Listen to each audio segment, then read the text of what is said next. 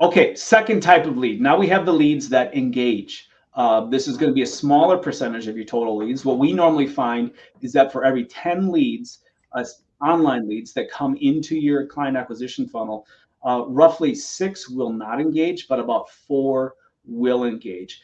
And leads to engage are going to engage as part of what we call a booking campaign. So we're going to use 2 types of strategies to encourage them to engage. So strategy number 1 is called the controlled release of information. So we will give them just enough information to keep them interested, but we will not give them too much where they don't want to hear from us again or want to reach out to us to take the next step in the sales process. Of course, that is a phone call to talk about their project. So controlled release of information is the first strategy we use. The second strategy we use, Diana, is what's called marketing segmentation. Have you heard of that term before? Yes. Yeah, so it's a very, very important term for marketers. So if you treat your database just like as a sort of a catch-all funnel, your conversions are going to be very low. But the more that you can segment your database by interest, the more you can personalize your messaging and your follow-up, and the higher your conversion rate. So marketing segmentation is really important to understand.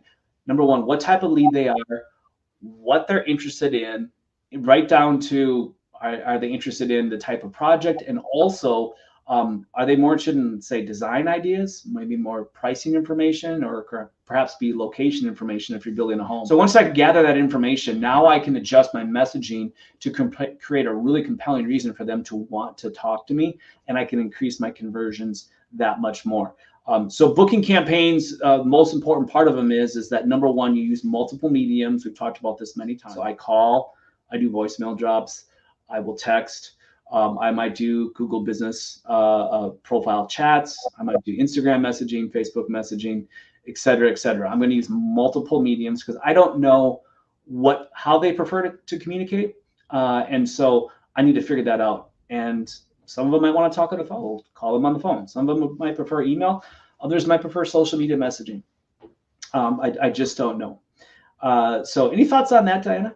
So what I'm hearing is to stay in the game and be consistent and approach all types of mediums. So because you don't know, and if you know, it doesn't matter. It's good to just interact with them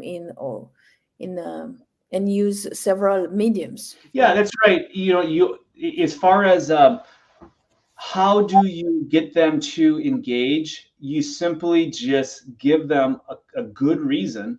It's we talked about this before. Remember, if we talked about offers, right? So as a company, you have several offers. So your first offer is just to engage from, say, a website visitor to opting in. So giving them something of value.